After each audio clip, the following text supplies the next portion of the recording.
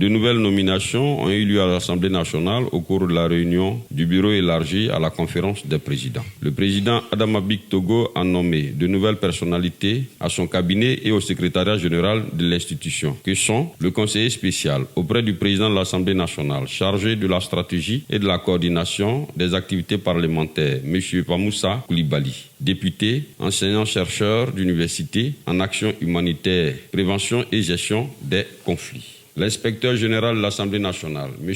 Alain Bonaventure Yaovi Akakou Adra, juriste, conseiller parlementaire de classe exceptionnelle. Le directeur du cabinet du président de l'Assemblée nationale, Mme Aka Sono Julie, préfet hors grade. Le secrétaire général de l'Assemblée nationale, M. Diomandé Aboubakar Sidiki, enseignant-chercheur en droit, maître assistant des facultés de droit. Le secrétaire général adjoint de l'Assemblée nationale, Mme Sogodogo Aïssa Aimé, épouse Trabi, juriste, administrateur parlementaire.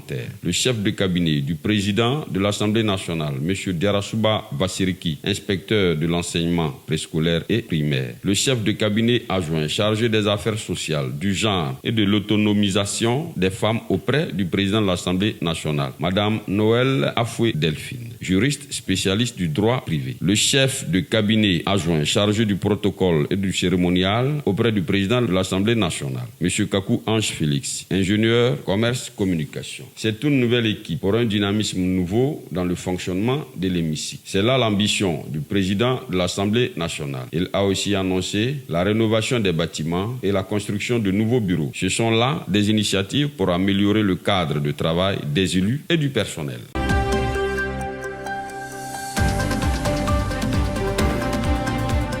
L'ONESI innove dans la lutte contre la fraude sur les pièces d'identité. L'Office national de l'état civil et de l'identification dispose désormais d'un terminal de vérification d'identité. Ce terminal vient renforcer la sécurité numérique des cartes de séjour et cartes nationales d'identité, des titres d'identité produits par l'ONESI, a dit le directeur général de l'Office. Le terminal de vérification d'identité a été conçu et pensé par ses services avec le soutien de Stanislas Lepage, directeur général de Semles Côte d'Ivoire, son partenaire technique. Il apporte une solution à la lutte contre la fraude documentaire, l'usurpation d'identité et autres fraudes documentaires qui, selon lui, ont fait perdre aux entreprises environ 42 milliards de francs CFA entre 2018 et 2020. Nous espérons que ce nouveau dispositif technique permettra de réduire la fraude sur les documents d'identité. La personne qui dispose de ce terminal peut d'abord vérifier que la carte, elle est d'abord elle-même, c'est une carte qui a été délivrée par l'ONESI,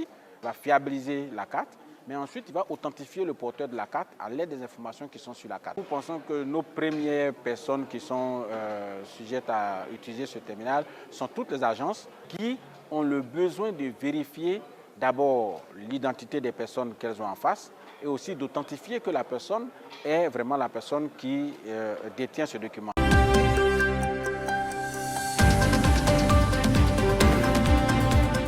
Les organisateurs de la 41e édition du Popo Carnaval de Beaunois ont tenu à présenter le bilan final de leurs activités lors d'un point de presse avec tous les acteurs directs et indirects qui ont pris part à cette cérémonie. Ils se sont félicités de la réussite de cet événement annuel ancré dans la culture traditionnelle des Abourés et Hivers de Beaunois, la cité des ananas.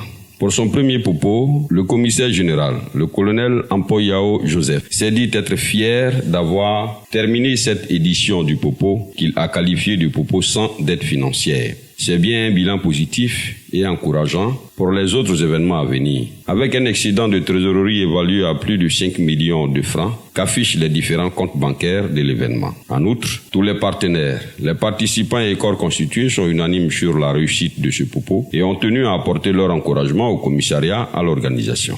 C'est dans cette même veine que M. Kraïboué François, porte-parole d'Emma, a félicité et remercié le commissariat général du Popo Carnaval pour le travail abattu et les sacrifices consentis. Dans le même sens que son prédécesseur, M. Adjaï Daniel, secrétaire général de l'AREBO, Association régionale d'expansion économique et sociale de Beaunois, a également remercié le commissariat général du Popo. C'est un Popo Carnaval qui restera dans les souvenirs, a-t-il conclu.